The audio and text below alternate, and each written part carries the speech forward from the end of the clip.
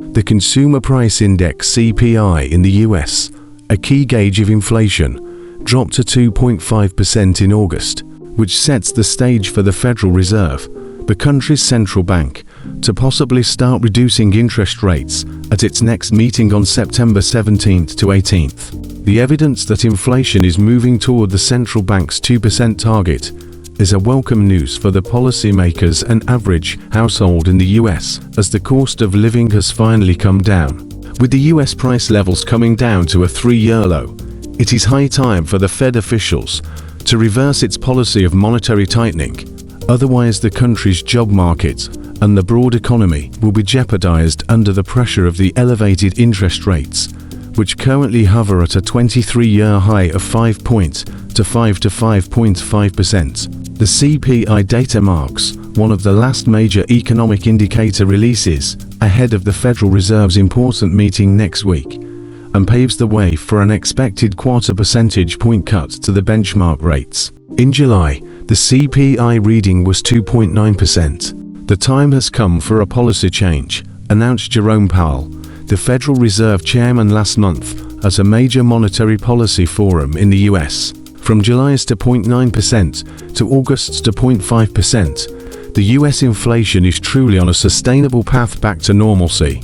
High interest rates work like the brakes tapped on the economic engine, as staggering borrowing costs will limit businesses and households to ask for bank loans, causing economic activity to slow down. The world's central banks have always sought a so-called soft landing for a heated economy, where inflation is curbed and at the same time recession is avoided. But attaining a soft landing is never easy. Currently, investors worldwide are kept nervous till the time the Federal Reserve settles on a rate cut next week. Although most expect a quarter percentage point reduction, the case for a half percentage point cut is palpable.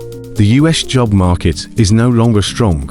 There are signs that people who need jobs are having more trouble getting them, and the number of Americans deemed long-term unemployed, those out of work for more than 6 months, has risen.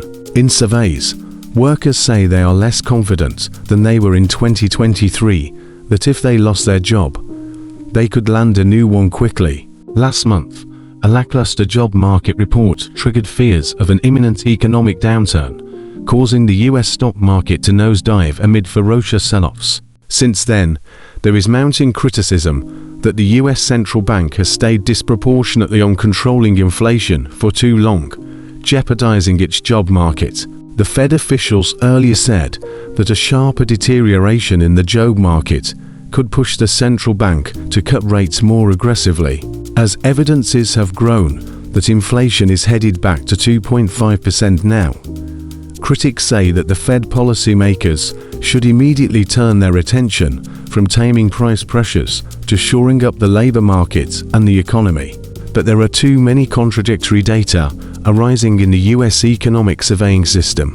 The so-called core CPI reading, which leaves out volatile energy and food prices, came in higher than market expected, rising 0.3% in August. The uptick was driven primarily by a 0.5% rise in the housing index, which tracks American real estate sector expenses, and this core CPI was getting attention from investors, which is also closely monitored by the Fed policymakers. Following the announcement of the core CPI, investors ramped up their bets on a quarter percentage point interest rate cut and lowered bets on a half percentage point reduction. Obviously, the Fed policymakers don't want to cut too much too quickly, as they are likely concerned that doing so could heat the economy again and make inflation a persistent problem. Naturally, the US monetary policy uncertainty will continue to lead to global market volatility in the coming months.